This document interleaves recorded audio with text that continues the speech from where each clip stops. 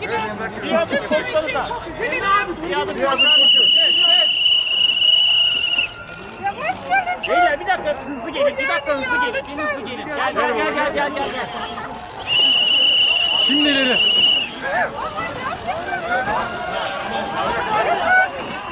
Yarın konser var. Bunun için gelmek için.